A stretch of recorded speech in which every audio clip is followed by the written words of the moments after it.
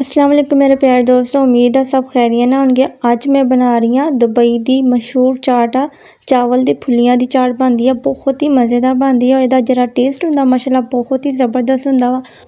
आज तो बाद आ तुहाडी फेवरेट चाट बन जानी है और ट्राई करके ज़रूर देखना वा। बहुत ही टेस्टी और बहुत ही यमी हुंदी है। इनू बनाने का तरीका मैं तुहानू शेयर करूँगी। बहुत ही आसान है, सिर्फ 5 मिनट के अंदर अंदर मज़ेदार चाट रेडी हो जाती है। अच्छा, ये जो चीज़ा इस्तेमाल हो गया, चिकन स्टॉक ली है मैं, ठीक है ना। और ये मैं लिया वा चावल दियाँ फुलियाँ, ये नाल बहुत ही अच्छा टेस्ट आएगा। और काले चने ले आ, ठीक है ना। काले चने में 1 पाव ले आ, टमाटर आ और प्याज आ मेरे को चॉप की हुई, बंद गोभी आ, ठीक है ना। और ये मैं पाऊँगी हरिया मिर्चा, हरिया धनिया और लसन अदरक दा पेस्ट। इन्हां चीज़ों को मैं बनाना कितना वा और तुहानू शेयर करूँगी। 4 चम्मच ये मैं घी दे इस्तेमाल करूँगी। लसन और अदरक नू अच्छी तरह फ्राई करूँगी। इहदा कलर थोड़ा जिहा चेंज करूँगी, इहदी बुनाई अच्छी तरह करांगे ताकि इहदा जिहड़ा कलर आ उहदी खुशबू दोनों चीज़ां सानू मिल जान। अच्छा, ये मैं पा रही हाँ टमाटर दा पेस्ट। 3 टमाटर ले आ, उहदा पेस्ट बना लिया। और ये मैं लाल मिर्च हाफ चम्मच पाऊँगी और नमक हस्बे ज़रूरत, हल्दी थोड़ा जिहा ये कलर आने दी और गरम मसाला हाफ चम्मच, ठीक है ना। ये मैं पा रही है चिकन स्टॉक, बहुत ही ज़बरदस्त ला दिया। और शिमला मिर्च मैं बारीक चॉप कर लिया और अच्छी तरह इहदी बुनाई करनी है। इहदा पानी जिहड़ा वा टमाटर दा अच्छी तरह ड्राई करना वा, ठीक है ना। अगर तुसी मेरे चैनल नू सबसक्राइब नहीं किया तो जल्दी ना जाके मेरे चैनल नू सबसक्राइब कर दो और बेल आइकन नू प्रेस कर दियो ताकि तुहानू हर आने वाली वीडियो मिल सके। अच्छी तरह बुनाई हो चुकी है इहदी मसाले दी। हुण इहदे विच मैं पा रही है चाइना साल्ट हाफ चम्मच और 1 चम्मच मैं पाऊँगी सूखा धनिया, ठीक है ना। और अच्छी तरह इन्हें मिक्स करांगे। मिक्स करने तो बाद बहुत ही ज़बरदस्त इहदा टेस्ट आएगा।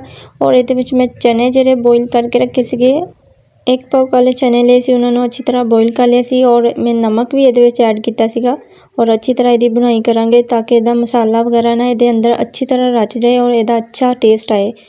रमज़ान ते ज़रूर ट्राई करिए, बहुत ही मज़ेदार बनती है। दुबई दी चाट बहुत ही मशहूर है। इहदा जरा टेस्ट है माशाल्लाह बहुत ही ज़बरदस्त है और अच्छी तरह बुनाई हो चुकी है। इन्हें मैं निकाल लेंदी है किसी बर्तन ते।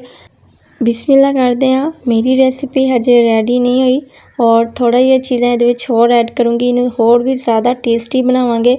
चलो जी माशाल्लाह। और बहुत ही अच्छी खुशबू आ रही है इहदी, बहुत ही ज़बरदस्त। और मैं इन्हें किसी बर्तन ते निकाल लेंदी है, ठीक है ना। अच्छा, 1 प्लेट इहदी रेडी कर दिया, जिद्दां प्लेट इहदी रेडी कर दिया और मैं तुहानू शेयर करूँगी, ठीक है ना। सिर्फ थोड़ी जी तुसी चने लेने हैं, 3-4 चम्मच। और इहदे विच प्याज और बंद गोभी, टमाटर, हरिया मिर्चा चॉप की हुई और ये मैं पाऊँगी हरा धनिया, ठीक है ना। और ये एक चीज़ और आ ओवा कैचअप ना बहुत ही ज़बरदस्त लगती है। कैचअप और मायोनीज़ और कैचअप तुसी दोनों चीज़ां ऐड करनी है। ये दोनों चीज़ां ज़्यादा इस्तेमाल होंदियां वा, तुसी अपने टेस्ट के हिसाब नाल भी कर सकते हैं। अच्छी तरह तुसी मिक्स कर लेना इन्हों माशाल्लाह बहुत ही ज़बरदस्त इहदी खुशबू आ रही है। हुण इहदी वारी है एंड ते चावल दियाँ फुलियां बहुत ही मज़ेदार लगदियां। इहदा जिहड़ा टेस्ट आंदा ना इहदे नाल बहुत ही कमाल दा हुंदा वा। अच्छा जी, तुसी मैनूं कमेंट करके लाजमी दस्सिओ तुहाडे घर भी बारिश आई है कि साडे घर ही कल्ली बारिश आई है। साडे तो बहुत ज़्यादा बारिश आई है और बारिश ते इदां दी चीज़ां बहुत ही ज़बरदस्त लगदियां वा। बहुत ही अच्छा इन्हां दा टेस्ट हुंदा वा माशाल्लाह। बहुत ही ज़बरदस्त रेसिपी मैं तुहानू शेयर की है। उम्मीद है तुहानू जरूर पसंद आएगी। चैनल नू सबसक्राइब नहीं किया तो जल्दी ना जाके सबसक्राइब कर दिओ, बेल आइकन नू प्रेस कर दिओ ताकि तुहानू हर आने वाली वीडियो मिल सके। अपना बहुत सारा ख्याल रखियो। फिर मिलांगे नवे चस्के दे नाल, नवी रेसिपी दे नाल। ओके, अल्लाह हाफिज़।